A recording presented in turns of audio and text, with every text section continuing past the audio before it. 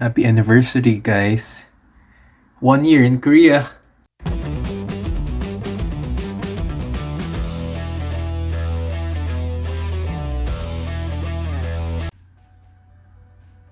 It's been a year.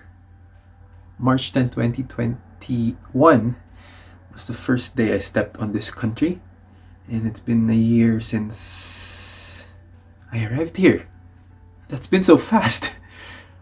Actually, when it came to me that I already stayed here for 1 year, when I was browsing my Facebook memories, I came to realize that, yeah, it's been a fast year and a fruitful one, I can say. Like, from someone who doesn't even know how to count in Korean, and now that I can at least carry on some conversation in Korean because of the learnings I had, I can say that it was a job well done for my KLI journey. And for this video, we'll be talking about the things I've learned here in Korea and the things that other GKS scholars, non-GKS scholars, any student who would probably want to go to South Korea should know. Because, yeah, these instances probably could happen to you in the future, and at least you'll know what you're getting into, what you're signing up for. For example, one thing is that the language barrier is really a thing here, especially for those places that it's really hard to find any English-speaking person. Like, everyone speaks Korean and Korean alone. So for those instances, especially on my first 3 months, 4 months here in Korea, it's so hard to find a marketplace or a place that speaks English. Therefore, the only thing I can do is, like, if there's the only thing, when I see it, I'll just buy it and then don't speak a word. Especially to going to McDonald's, to fast food chain, if they have kiosk, I'm safe. If they don't have kiosk, I won't enter. For coffee shops, I'll just say Americano because they know it, or the shorter form of just say they already know it, iced Americano. They already know it. Just give your card, don't speak, just say ne, ne, ne, and you're done. Just get your Americano, then leave. That has been the story of my first few months here. And I would say I rarely go out alone, especially to marketplace, just because there's a fear of me getting lost. That's why in my first few months here, I would often go out with my roommate or with other students who speaks English. And that's fine. That's actually part of the learning process. Like, you getting scared of going out, then eventually trying to go out, trying to apply what you've been learning in class is part of the learning process. Actually, that's one thing that has become difficult with the online classes. When learning a language, you need to apply it, for example, right? But since you cannot apply it on your own or during class, the experimental portion becomes the one when you go out to market, you go out to a coffee shop. That's when you apply what you've learned. And actually, through time, I was able to improve myself through actually going out and visiting different places, even on my own. Because there are instances that I would go to coffee shop on my own and just try to apply what I learn in class. And actually, that helped me a lot. So in my first year, although there are instances of language barrier issues, it's more of, you just have to acknowledge that it's there, and you have to have your work around and improve yourself to understand more. Second thing I learned in Korea for my 1 year here is that it's really safe here. I must say it's safe. And the thing that they say in our class, that if you lost something in a bus or a train, there's a high probability that you'll be able to recover it. And that actually happened to me twice. One is in the bus and the other one is in the train station. In the bus, I forgot my cap. I put it on the chair and I was in a hurry to go down. Eventually forgot that I left my cap. When the same bus arrived on my way home, the driver was able to remember me. I don't know how it happened. It's just that when I entered the bus, he said he just handed me the cap that I forgot. And I was still, oh, I almost forgot that I lost it, but when he gave it to me, like, oh, okay, I lost it. I remember that day I lost it. And then it came to me that actually lost things here, there's a high probability of you recovering it. And that same thing happened to me in the train station. When I was on my way back from Incheon to Asan City, I used a train. So on my way home, I put my bag on like a bin. There's a bin, usually bin here in South Korea for your bag. You put it above you so you can rest or sit comfortably, right? And I was like resting comfortably when I arrived at Asan Station. I just went out. I forgot my bag. So I left it there. And the thing is, when I realized that I forgot my bag, I was like 1 kilometer away from the train station. And I was like, oh, I'm supposed to be carrying a bag, but I don't have my bag right now.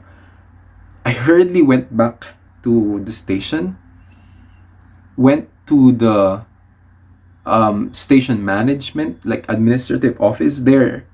And then when I tried to explain that I went to I came from Incheon, I went out on this station, I put my bag on the bin up on the upper portion, and then when I went out, I forgot about it and just said the color of my bag.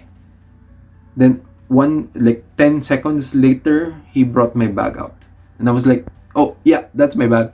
And this is like a realization that it's really safe here, and then things here, the lost stuff here, there's a probability of you recovering it. So that's one good thing that I can say about my journey here in South Korea, that yeah, it's pretty safer.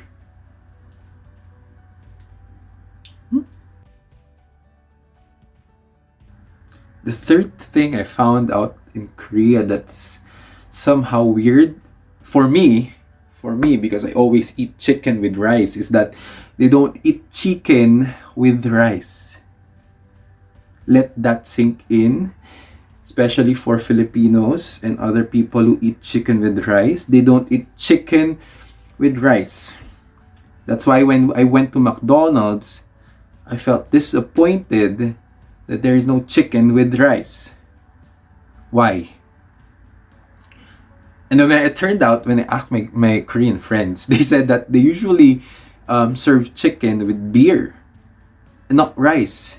It's like chicken was supposed to be like a finger food. Like you eat it with beer, not supposed to be eaten with rice. And as a jolly eating person, I don't know what to feel. It was like, it was supposed to be an experience, but it's not, because even when I go to KFC, when I order chicken, they just give me literally chicken, and there is no rice. And I don't know what to feel about it. So for those people, like especially for Filipino students, for Filipino scholars who wants to go here, there's no chicken and rice here. It's only chicken and beer or chicken and pizza. So you have to buy your own rice. The fourth thing that I learned in Korea that I really, really like is that they allow people to walk. What I mean by this is that they build roads that are friendly not just for cars, but also for bikers and for the citizens who always walk. When I moved to Seoul, I was actually worried that I will not be able to walk a lot compared to what I used to do in Asan City.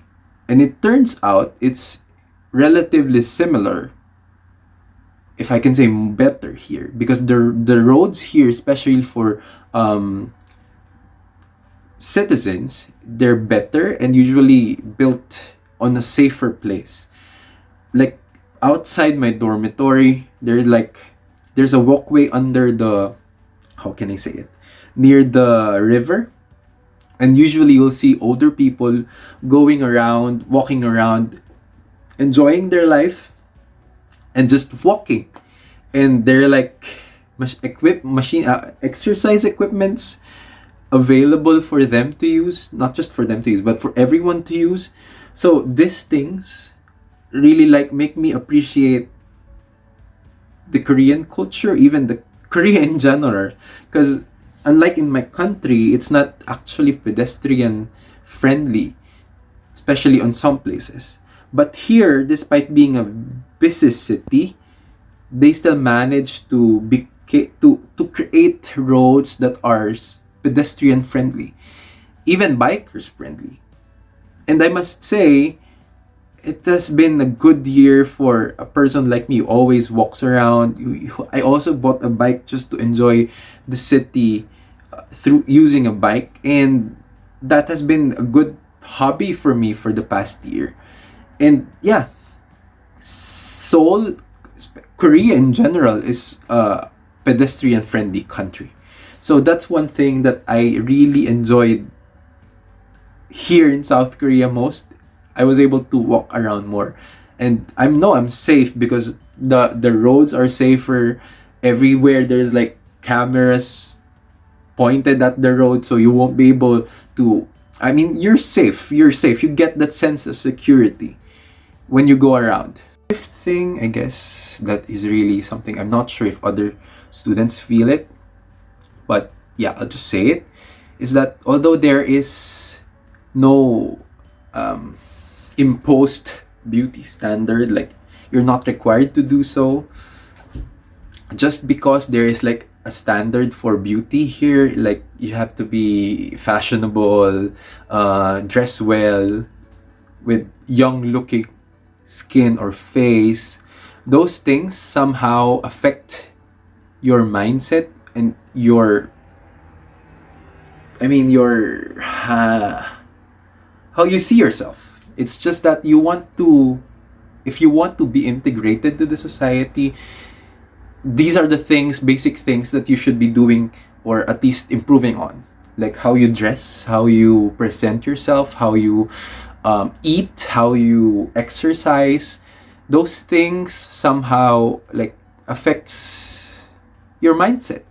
And yeah, for those who wants to go here, or those students who apply or want to study in South Korea, live here, these things are not imposed by the society for you to do so. It's just that you'll feel that your integration to the society is not fully or like completed unless you align with how the usual fashion sense here, the usual trends here. I don't know if those things make sense, but that's what I felt in my first year here in South Korea.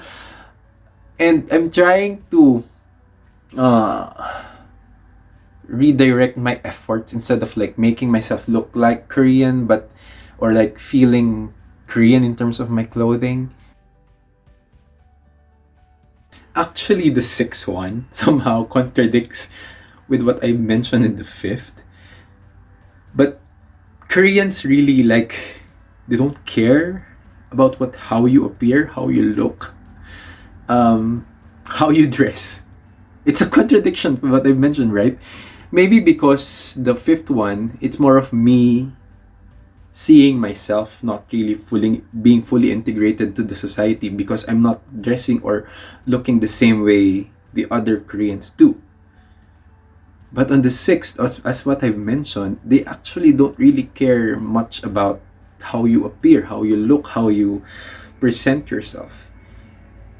If they want to talk to you, they will talk to you. If they want to ask you something, they'll ask you something. If they want to message you in your social networking sites, they will do so.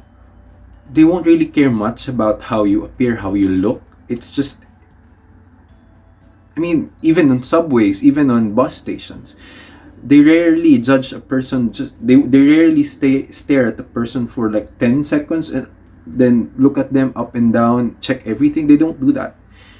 Maybe because they find it rude when it's being done to them, so they don't do it to other people as well. And which is a good thing. You don't really have to judge a person, especially if you don't know them, right? And that's one good thing I know about. I realized when on my for 1 year here, they do not judge people, and they're actually friendly. When you try asking for directions, they would really opt to stop what they're doing to help you, especially if you are they see that you're struggling. Like there are instances I'm struggling with my Korean and just ask about a direction for a specific place. I'll just show the location and then they'll just point things. Okay, if you won't know how to do it, they would even accompany you.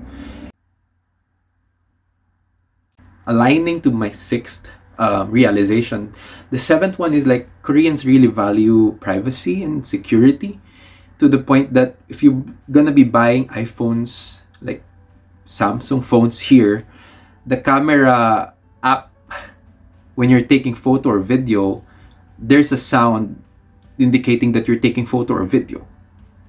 So if you want to take a picture outside or in the classroom, like take picture of the lecture, they would know that your phone is bought here in South Korea. If you take a photo and then the camera sound is on, it's because they don't.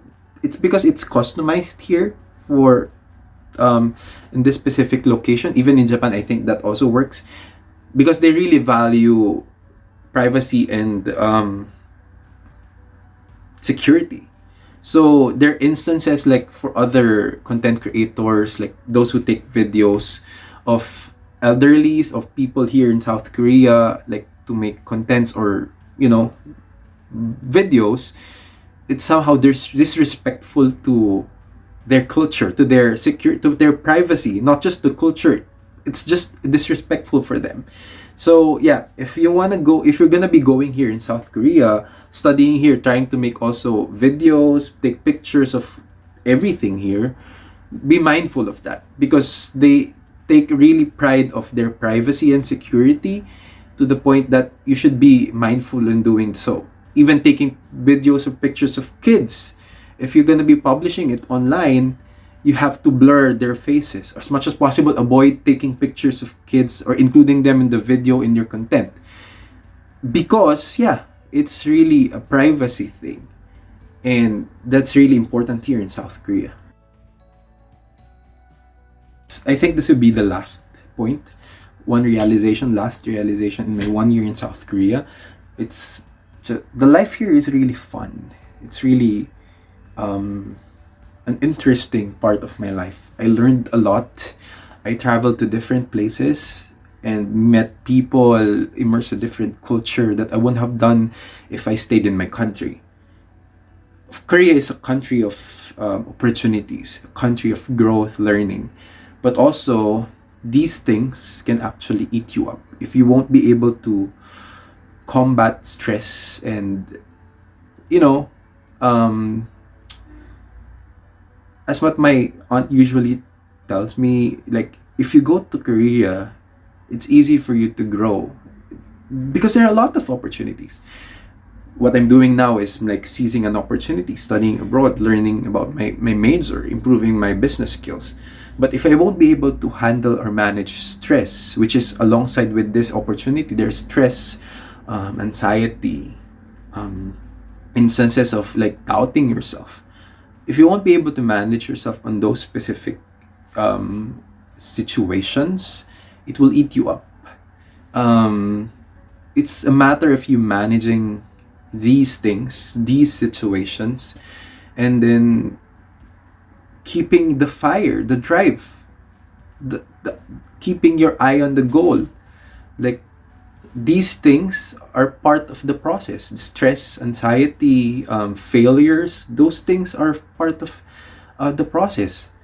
And in South Korea, these things are present as well. So before going here, thinking about, oh, I want to study abroad, I want to go to South Korea, you must learn or assess yourself. Am I ready to actually live abroad, be alone, 90% of the time? Am I ready to face my stress, solve them on my own? Am I ready to have days of just eating, studying, staying in bed for like 5, 6, 7, 8 hours a day, and then repeat it for like 4 or 5 days in a week? Am I ready for those kinds of lifestyle changes? Am I ready for not being able to sleep because of exams in the next few days about a language that I don't really fully understand yet? Am I ready for failures of repeating the same level or repeating the same subject just because you didn't pass it based on the criteria of the teacher? Those things are present here in South Korea. Those things are here alongside with the opportunities. So if you're not yet that ready to experience those things, and you haven't really thought to yourself about how will you deal with these things when these things come to you or you experience this situation, I would suggest you should think twice, thrice, even 10 times before actually going here. Because yeah, life here is not easy.